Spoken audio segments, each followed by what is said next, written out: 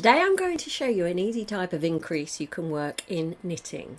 It's called the knit front and back increase. It's very simple to work, but some people don't like the little purl bump it creates on the front of the work. Well, I've got a little trick for you to rid yourself of that purl bump.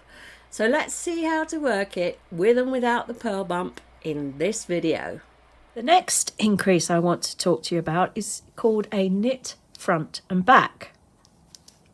And it is literally what it says. So again, I'll do it in the same place. I'm going to knit 3.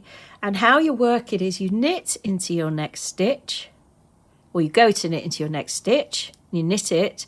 You don't take it off the left needle. You come through and then take your needle around and behind and into that same stitch again. I'll show you a few of these along the way. So there we are, knit front and back. Let me do a few more stitches and show you it again. So knit into the front of the stitch as normal, but don't take it off your left needle. Turn your work slightly and go into the back of that stitch, that same stitch, and knit it. I'll just show you one more time. Knit as normal, go over and into the back of that same stitch and knit that one. So each one of those adds an extra stitch. You can do the same thing on the purl side as well, purl front and back. It's not quite as common as knit front and back. So I'm just going to purl back and maybe show you one of those in the middle somewhere. All these stitches are now proper stitches, so you don't have to worry about going through the back loop. Now let's do a purl front and back. So purl the stitch as normal, and then take yourself all the way round. So you go through there, that loop, and purl that one. Show you that again in a minute.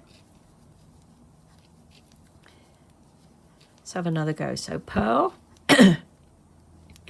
take your needle round the back and purl into that same stitch through the back loop there. But all the stitches that were created in the last row are just normal stitches, and you just work them however your stitch pattern says.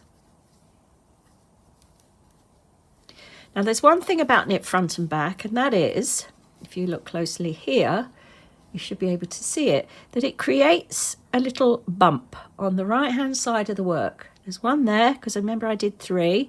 There's one there, and then there's one over here. Okay, now I do like the increase, but I don't always like the bump.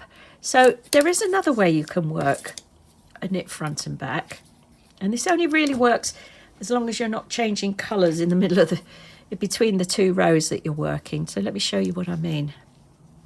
So this time I'm going to still do a knit front and back,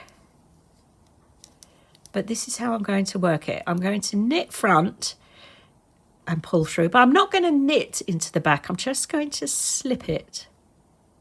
Okay, and we'll see what happens with that on the next row. Let's try another one in a minute.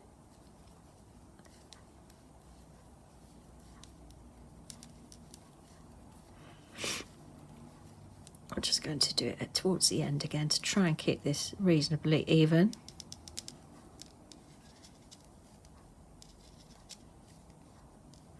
So let's do it here. Knit, pull through as normal, go around to the back, but don't knit it, just slip it. So we've now created another 2 stitches on this row. Now let's purl back just as normal and see what has happened to the bumps that we had before. Have they gone now? I hope so. And indeed, that's what I'm showing you with this knit front, slip back, I suppose, would be a better way of describing this. You don't often see it in patterns, but you often see a knit front and back. So you can substitute it with a knit front and slip the back if you prefer it.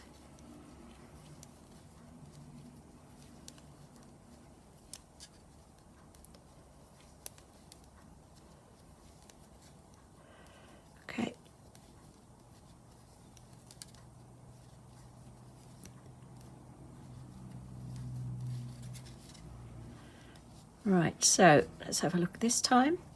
There's my increases, but there's no front bump on them.